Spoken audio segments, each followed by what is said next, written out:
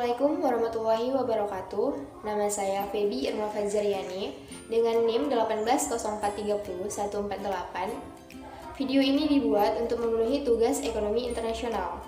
Nah, di sini saya akan menjelaskan tentang prosedur dasar pembayaran internasional.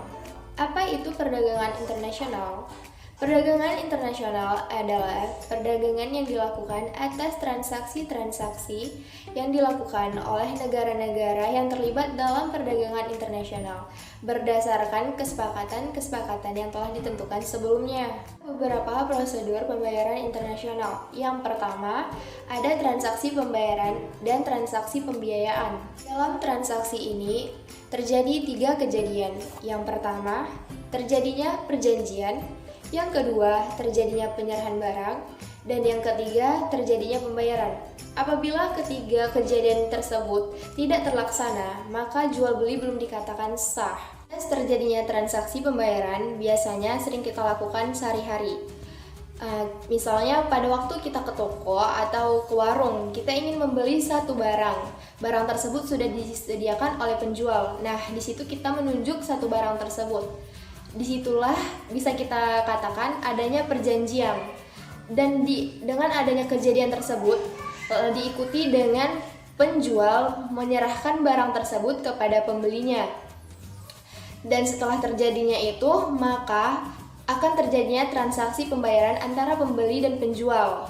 Transaksi jual beli ini maka kejadian tersebut terjadi bersamaan, berbeda dengan kita melakukan perdagangan internasional.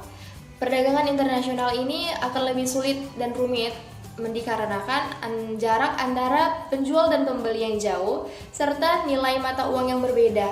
Maka hal ini membuat proses perdagangan internasional memakan waktu yang cukup lama dalam penyerahan dan penerimaan barang. Yang kedua, cara-cara pembayaran internasional.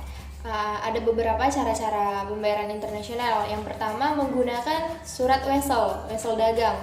Yang kedua, pembayaran tunai atau cash payment. Yang ketiga, menggunakan letter of credit. Dan yang keempat, kompensasi pribadi. Nah, yang pertama, ada wesel dagang. Ada 3 pihak yang terlibat dalam wesel dagang. Yang pertama, drawer. Drawer adalah pihak penarik atau penulis wesel. Yang bertindak sebagai drawer biasanya itu adalah eksportir. Dan yang kedua ada drawer, yaitu pihak kepada siapa wesel tersebut ditarik. Dan yang bertindak sebagai drawer adalah importir. Dan yang ketiga ada pay, yaitu pihak yang menerima pembayaran yang dilakukan oleh drawer atas perintah drawer. Selanjutnya, jenis-jenis surat wesel dagang dapat digolongkan berdasarkan ada tidaknya dokumen-dokumen yang dilampirkan di dalam surat wesel.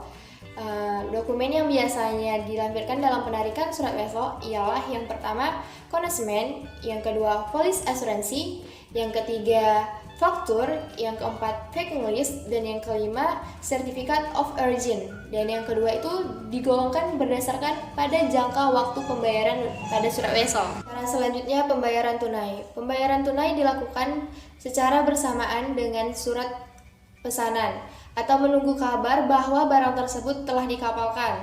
Cara ini memiliki kelemahan, yaitu eksportir harus menanggung biaya yang lebih besar dan importir juga akan menanggung resikonya. Cara yang ketiga adalah letter of credit. Surat ini dikeluarkan oleh bank atas permintaan pembeli sejumlah barang, di mana bank sendiri yang mengakseptir dan membayar surat wesel yang ditarik oleh eksportir.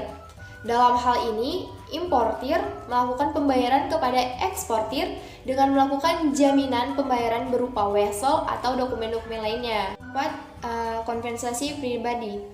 Pembayaran kompensasi pribadi adalah pembayaran yang mengalihkan utang piutang antara seorang penduduk di suatu negara. Cara ini dilakukan dengan memberikan kemudahan antara eksportir dengan importir di dalam suatu negara tersebut. Selanjutnya yang kelima, rekening terbuka. Selain 4 metode di atas yang telah saya sebutkan tadi, ada yang namanya rekening terbuka.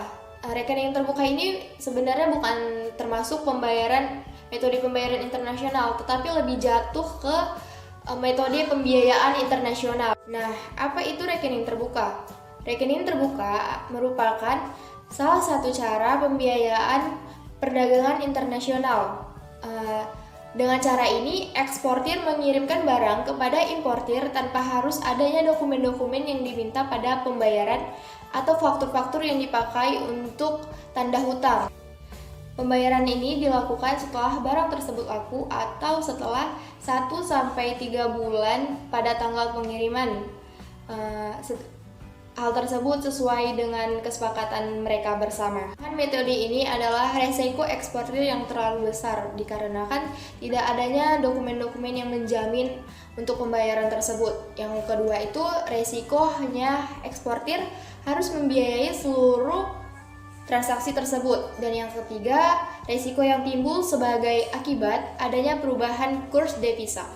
Sekian penjelasan dari saya tentang prosedur dasar pembayaran internasional. Sekian, terima kasih. Assalamualaikum warahmatullahi wabarakatuh.